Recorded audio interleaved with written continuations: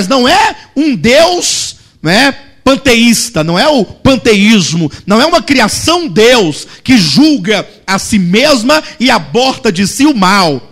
É o Deus Criador, o Eterno, o Altíssimo, que intervém na história da sua criação para julgar e punir quantos não atentam para a sua verdade. É por isso que em Romanos, no capítulo 1, versículo 18, nos diz que a ira de Deus se revela do céu contra toda impiedade e perversão dos homens ímpios. Ou seja, a perversidade dos homens, a impiedade, todo procedimento egoísta do homem caído não ficará impune. Temos Gênesis capítulo 1, a destruição geral do planeta. Temos Gênesis 6, a destruição de todos os seres viventes da terra no dilúvio. Temos o caso de Sodoma e Gomorra, daquele tempo, daquelas cidades. Mas a Bíblia também fala de algo, de um fim, quando Deus irá intervir de uma vez por todas e definitivamente na história do universo, sobretudo na história dos homens. E abra sua Bíblia em 2 Pedro, capítulo 3. Quando nós falamos sobre essas coisas, muitas pessoas não acreditam, né? Alguns acham que isso é conversa fiada. Mas a Bíblia já previa também que isso aconteceria. 2 Pedro, capítulo 3. Veja comigo o que o apóstolo Pedro nos diz na sua epístola. Vamos ler do versículo 1 em diante. Amados, esta é agora a segunda epístola que vos escrevo. Em ambas procuro despertar com lembranças a vossa mente esclarecida, para que vos recordais das palavras que anteriormente foram ditas pelos santos profetas, bem como do mandamento do Senhor e Salvador, ensinado pelos vossos apóstolos, tendo em conta, antes de tudo, que nos últimos dias virão escarnecedores com seus escárnios, andando segundo as suas paixões e dizendo: onde está a promessa da sua vinda? Porque desde o princípio, ou porque desde que os pais dormiram, todas as coisas permanecem como desde o princípio da criação. A Bíblia está dizendo, queridos, que muitos insubordinados, homens ímpios, homens perversos, incrédulos, haveriam de dizer assim: onde está a promessa da sua vinda? Será que Deus, de fato, ele há de intervir na história da humanidade? Há uma incredulidade no coração, inclusive do próprio povo professo de Deus. Aqueles que têm nas mãos a Bíblia Sagrada. E eles dizem assim: Jesus virá. Ele virá. Quantos creem que Jesus virá aqui? Levanta a sua mão. Mas eles creem de coração? Ou vocês creem pela tradição? Até porque nós vivemos num país em que a tradição religiosa católico-protestante é prevalecente. As pessoas vão nascendo e crescendo debaixo de uma orientação religiosa, e essa orientação religiosa não promove a verdadeira fé, que só pode ser concedida por Deus. Então as pessoas falam de Jesus, falam da morte de Jesus, falam da ressurreição de Jesus, falam da vinda de Jesus, mas quantos podem crer de coração nisto? A Bíblia diz que muitos, haveriam de surgir nos últimos dias, dizendo: olha, tendo em vista, ou tendo em conta, antes de tudo, que nos últimos dias virão escarnecedores com seus escárnios, andando segundo as próprias paixões, e dizendo: onde está a promessa da vinda do Senhor? Aí você fica olhando assim: onde está o quê? A promessa. Cadê? Ele não disse que viria. Por que não veio ainda? Aí eles argumentam: desde o princípio de tudo, todas as coisas permanecem como desde o princípio da criação. Olha qual é a resposta de Pedro no versículo 5. Porque deliberadamente esquecem que de longo tempo houve céus, bem como terra, a qual surgiu da água e através da água, pela qual veio a perecer o mundo daquele tempo, afogado em água. Pedro está dizendo: essas pessoas deliberadamente se esquecem que nós temos aí o exemplo Deus já interviu outras vezes na história da humanidade. A segunda vinda de Cristo não é de todo inédita. É inédita porque é a segunda vinda de Cristo que nunca ocorreu. Mas a essência, a intenção, a intervenção de Deus quanto a julgar o homem, isso aí Deus já veio fazendo há muito tempo. Gênesis capítulo 1, versículo 2, Gênesis capítulo 6, Gênesis capítulo 19, e até mesmo nos dias modernos, quantas catástrofes não acontecem e nós não temos, não sabemos, não podemos afirmar que não foi ali uma intervenção direta de Deus por alguma razão. De sorte que cabe a nós, os que cremos na palavra de Deus, olhar atentamente para a Escritura. Amados, não é tempo mais de nós estarmos tão envolvidos e tão dado às coisas temporais. A Bíblia diz que Jesus vai voltar. E os tempos que nós vivemos são os dias da sua vinda. Quando nós olhamos, por exemplo, em 2 Tessalonicenses, no capítulo 3, o apóstolo Paulo diz: sabe, porém, que os últimos dias seriam dias difíceis.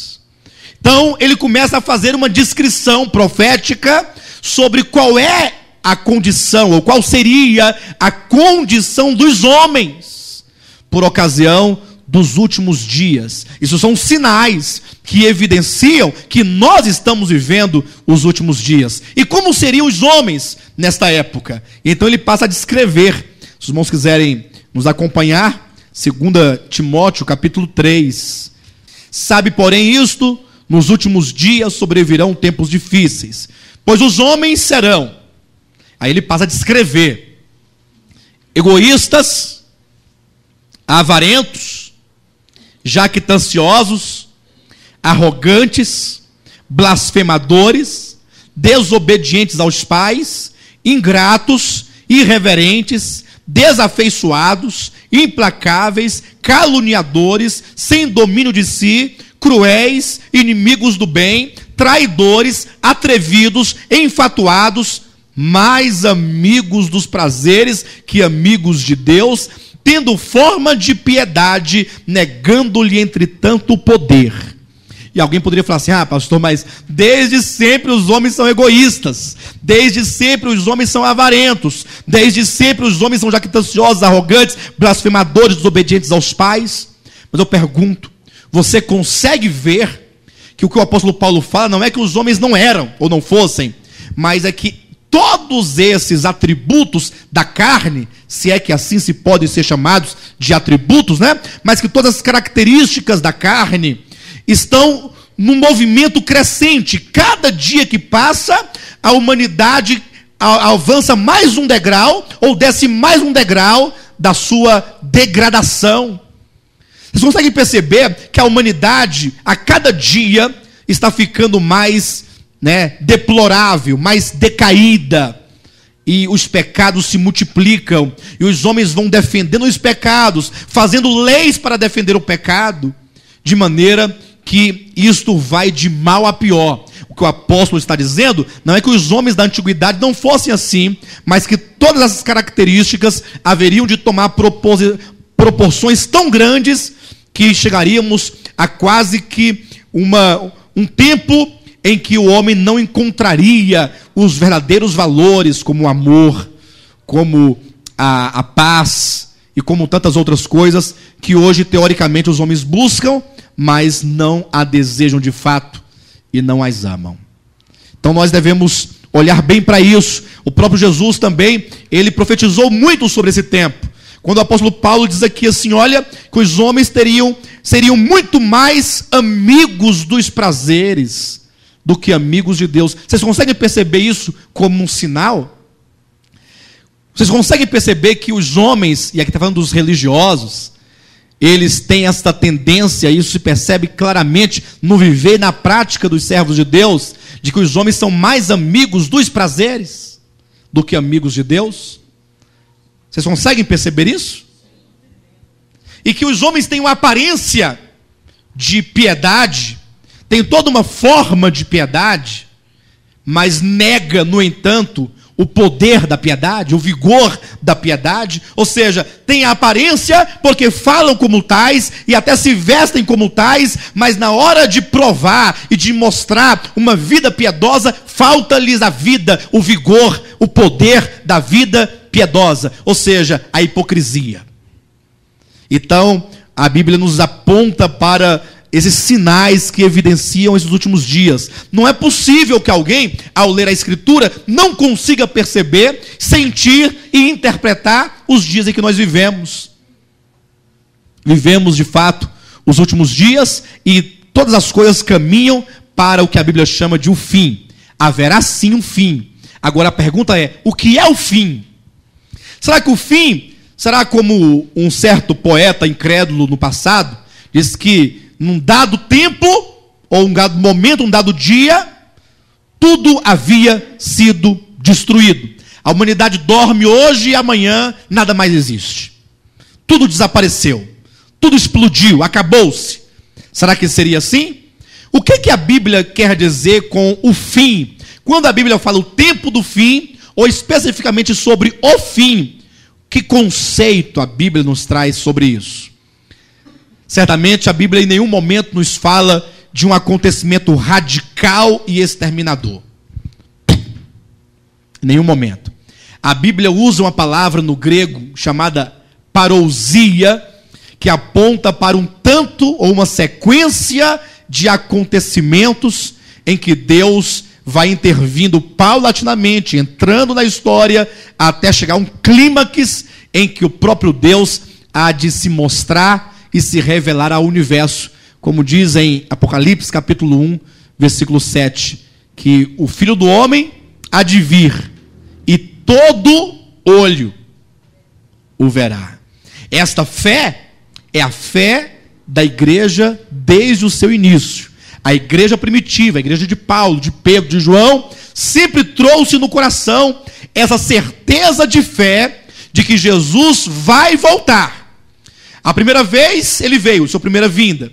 E ao vir, ele veio pela via da encarnação, usando os meios físicos e materiais da sua criação, o ventre de Maria, uma criancinha, foi criado em Nazaré, e ali ele cresceu, e ali ele viveu, tinha ali seus familiares, tinha ali sua mãe, segundo a carne, seus irmãos segundo a carne, seus tios, e inclusive as pessoas no futuro, no seu ministério, chegavam a dizer, ora, não é ele o filho de José e de Maria, não são seus irmãos, né? Ou seja, o verbo que é Deus se fez carne, andou entre nós. Os homens não o conheceram. Está lá em João capítulo 1, que o seu povo, o próprio povo que tinha as promessas e as profecias, não o reconheceram como Deus. E o mundo incrédulo não o pôde reconhecer como Deus. Mas haverá de chegar um dia, diz a Bíblia, em que o verbo encarnado, crucificado, morto, sepultado, ressuscitado, vivo hoje à direita de Deus, há de voltar. A Bíblia fala sobre a segunda vinda de Cristo. E Jesus vai voltar. E essa vinda dele não será uma vinda oculta. Não será apenas uma luz, um brilho, uma energia, não. A Bíblia diz que todo olho verá o dia em que Jesus há de se manifestar para julgar todas as coisas. Mas quando a Bíblia fala disso, dessa profecia, mostra uma série de eventos que se sucedem. E nós estamos usando essa palestra de hoje como um prelúdio da nossa conferência, e que então nós vamos falar de uma maneira específica, de uma maneira mais detalhada, porque serão 3 dias. Então vamos trabalhar com essas profecias que apontam para o tempo do fim. Hoje, o que nós queremos fazer é trazer apenas superficialmente uma ideia dessas profecias, para que vocês, ao olharem a linha profética desses acontecimentos, possam se situar nessa história profética, né? História profética, porque há várias profecias que já se cumprem. Estamos numa história. E a profética por quê? Porque a história de hoje foi profetizada ontem e a de amanhã está sendo profetizada agora, na Bíblia Sagrada. Então é preciso que nós visualizemos. A Bíblia nunca deixou os servos de Deus sem uma orientação, sem um parâmetro. E uma das principais profecias é a de Daniel, capítulo 2. Abram suas Bíblias no livro de Daniel.